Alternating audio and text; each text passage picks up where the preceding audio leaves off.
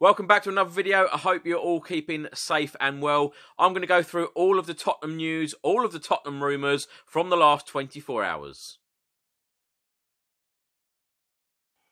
So let's start with a report out from the Daily Mirror today, and they have stated that Spurs boss Jose Mourinho will be forced to shop in the bargain basement as COVID-19 continues to wreak havoc at the Tottenham Hotspur Stadium. They have stated that loan signings are now higher on the agenda, and that has been communicated to the club's external recruitment teams as last year's Champions League finalists look to cut costs. The article then goes on to say, with all of the cancellations at the Tottenham Hotspur Stadium, this is going to hit Spurs hard. The Capital Summertime Ball was among the first event to be axed, along with the Anthony Joshua fight, which was meant to be on the 20th of June. It then says, if Boris Johnson confirms this week that the lockdown will last until June, that will also put paid to American supergroup Guns N' Roses playing at the venue.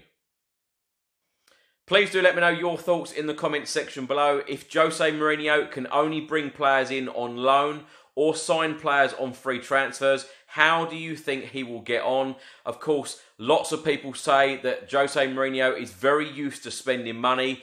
What a huge test this will be for him. Who do you think that we will realistically sign in the summer?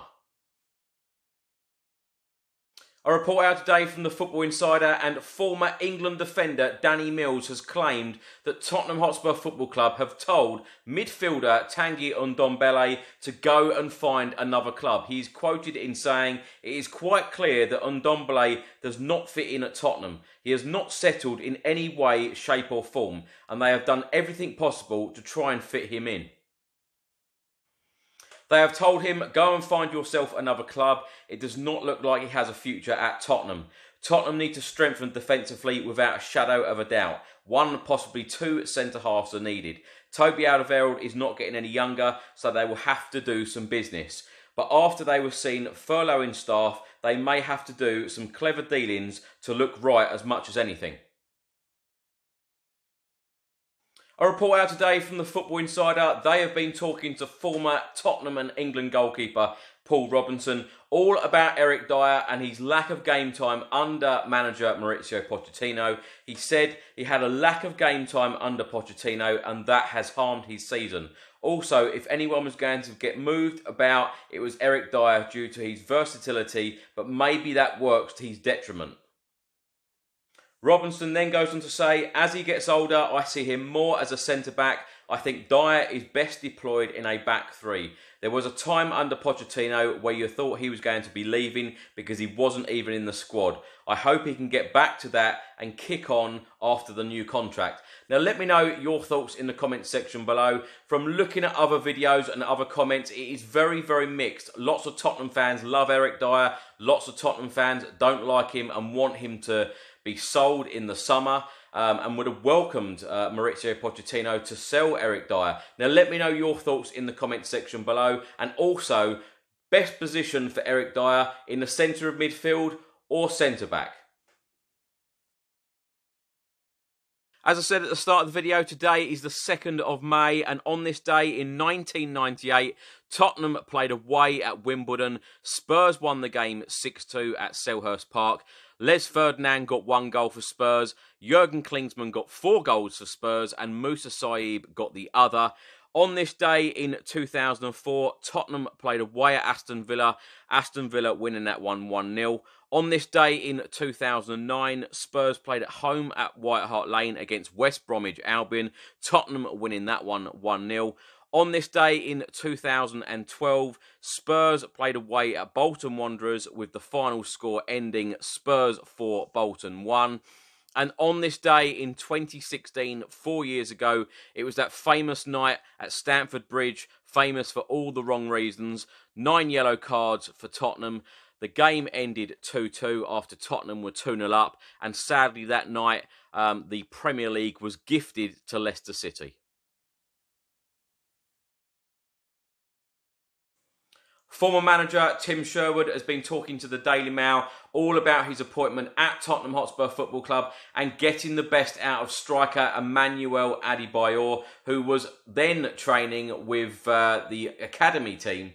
He said, "I knew I was holding the fort before Pochettino come in. I also knew there was no point in taking over from AVB and not changing anything. He got sacked for a reason. They weren't winning enough football matches, scoring enough goals, or playing with enough freedom."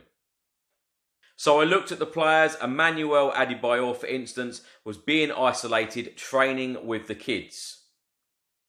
Sherwood then went on to say, "I always made sure that Adebayor had the right attitude, otherwise I wouldn't have had him there anyway with the boys. I brought him back and we won more than we lost." The article then goes on to say that remarkably, Sherwood's 59.1% win percentage is the best of any Spurs manager in Premier League history. He was sacked by Daniel Levy at the end of the 2013-2014 season. Now let me know your thoughts in the comments section below. What did you make of Tim Sherwood as Tottenham Hotspur manager? Earlier today on Twitter, former Arsenal and Chelsea midfielder Cesc Fabregas trolled Tottenham Hotspur fans on the anniversary of the Battle of the Bridge. Of course, it is 4 years to the day that Tottenham drew 2-2 at Stamford Bridge, ultimately giving Leicester City the title. Well, Cesc Fabregas tweeted earlier, "Today, 4 years ago, we won the Premier League." His next tweet then said, "For Leicester City." Now let me know your thoughts in the comments section below. How did you feel after that game? I know I was there at Stamford Bridge that night. It was absolutely gutting, but cheer me up. Let me know what you think of Cesc Fabregas. There has been so much speculation and so many media reports out in the last couple of weeks, all about Newcastle's takeover. And apparently the new owners, the first thing that they want to do is appoint former Tottenham Hotspur manager Mauricio Pochettino as their new Newcastle boss. Jamie O'Hara, the former Tottenham midfielder, has been talking to TalkSport today and said the following: "I love Pochettino, he's fantastic, but I really like Steve Bruce. Bruce has done a brilliant job under so much scrutiny.